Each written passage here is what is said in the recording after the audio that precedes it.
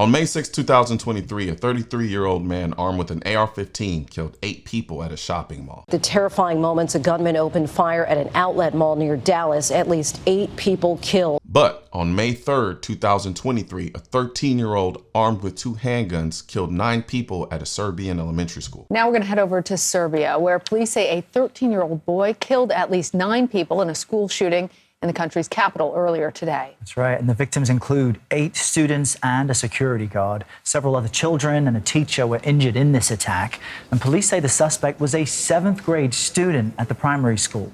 Video from the scene shows police leading the suspect away from the school. They say he drew sketches of classrooms and had a list of targets.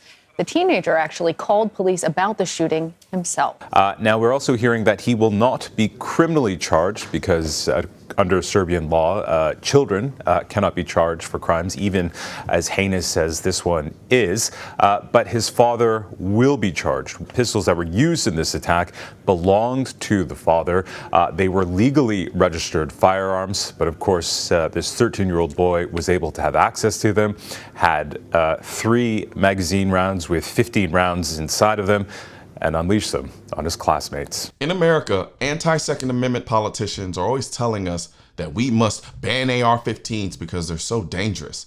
Yet a 13-year-old was able to commit the same damage with a handgun as a 33-year-old former security guard armed with an AR-15. Not only did a 13-year-old commit the same carnage using handguns, he did it in a country with gun laws that are more strict than U.S. gun laws. Our anti-2A politicians in the U.S. want us to believe that if we let them pass what they like to call common sense, reasonable gun laws, that we won't have to worry about them trying to go further than that if there's another shooting. But all we need to do is look at what Serbia, a country who had already had all the gun laws that our politicians are now trying to pass, just did. Serbia's president has vowed to crack down on gun ownership in the country. It follows this week's school shooting, which claimed 8 lives and injured a further 14 as he announced his push to disarm. If there are fewer weapons, there will be less danger for both our children and our citizens. We will conduct a complete disarmament of Serbia. Penalties for owning an illegal weapon will be much more severe, almost double. There is no such thing as a common sense, reasonable gun control,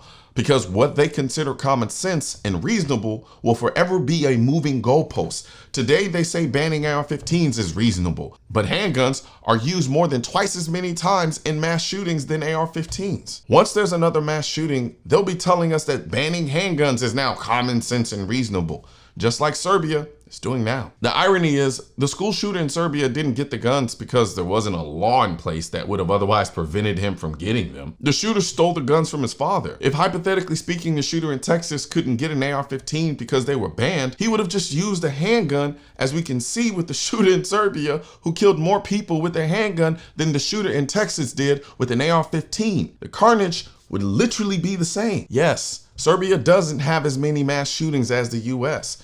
They also have a fraction of the population. There are over 300 million people in the US. Serbia has only 6 million. What's common sense is to expect more shootings in a country with exceedingly more people from different ethnic groups, cultures, and beliefs living in close proximity to each other in densely populated cities, versus a country where the major ethnic group makes up over 80% of the country. Gun violence is a complex issue, which is why anti-gun politicians try to oversimplify the solution for it by always defaulting to gun control. But then again, why wouldn't they? Gun control gives them exactly what they want: more control. All I'm saying is, if you're someone who thinks the push for gun control will stop at what these anti-gun politicians are calling common sense, reasonable measures, look at what they're doing in Serbia and realize that the only time they will stop trying to push gun control is when they're the only ones in control of the guns. Guns aren't political. That's why I need your help getting this message to spread on YouTube by clicking the thumbs up button, leaving a comment to let me know what you think of the video, then subscribing to the channel. But most importantly, click that bell symbol. For products featured in this video, click the links in the description.